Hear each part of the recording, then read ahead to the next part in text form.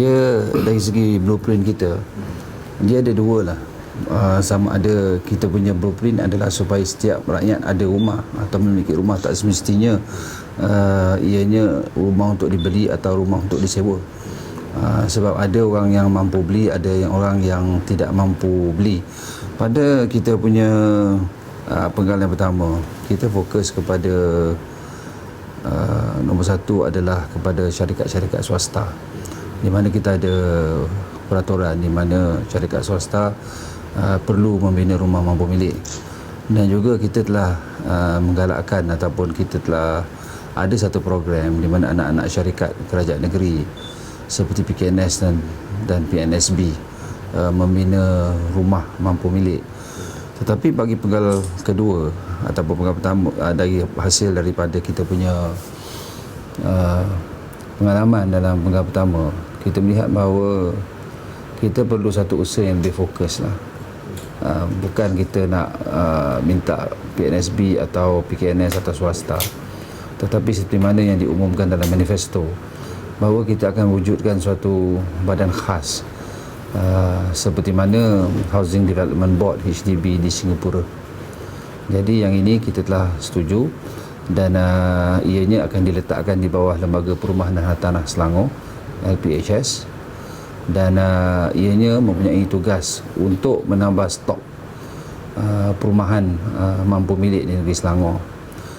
Mungkin ianya tak dapat kita tambah dengan drastik dalam masa 4 tahun.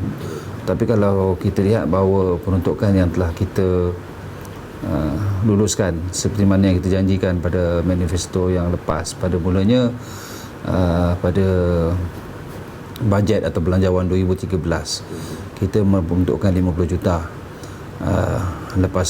Selepas itu pada pilihan raya umum yang ke-13 dalam manifesto negeri Selangor, peruntukan itu telah ditambah kepada 100 juta. Dan apabila kita melakukan perbincangan selepas pilihan raya umum, jumlah itu telah meningkat kepada 450 juta. Jadi 450 juta dalam masa 4 atau 5 tahun untuk kita membina rumah mampu milik. Dan menambah stok perumahan ini sama ada dengan kerajaan sendiri membina melalui badan ini, ataupun dengan kita membeli rumah-rumah mampu milik yang ada dan letakkan di bawah kerajaan. Berapa unit? 450 dia ada dua. Yang pertama, dalam 450 unit tu ada yang untuk dijual dan ada yang untuk disewa. Sebab ialah dari segi kos 450 juta ni boleh hanya tampung, kalau kita dah 5 tahun boleh 5,000 hingga 7,000 unit lah yang boleh kita buat, yang kita boleh kita lakukan.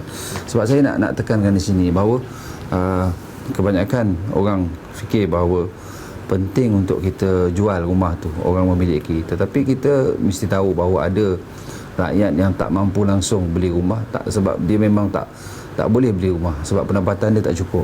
Sebab masalah perumahan ni bukan masalah dari segi harga rumah kadang-kadang, ialah masalah pendapatan kita yang rendah, pendapatan rakyat yang rendah. Jadi macam untuk menampung mereka yang tak boleh beli, kita akan mewujudkan rumah-rumah untuk disewa lah, seperti mana council home di negara-negara lain lah. Jadi sebahagian dari kos 450 juta itu, mungkin 300 juta 300 juta adalah 350 juta adalah untuk kita bina, dan jual.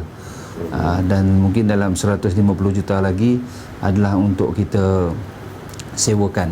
Jadi maknanya kita bina atau kita beli untuk kita sewakan kepada rakyat. Jadi kita nak cover dua lah, yang nak beli dan yang tak mau beli, yang nak sewa sahaja.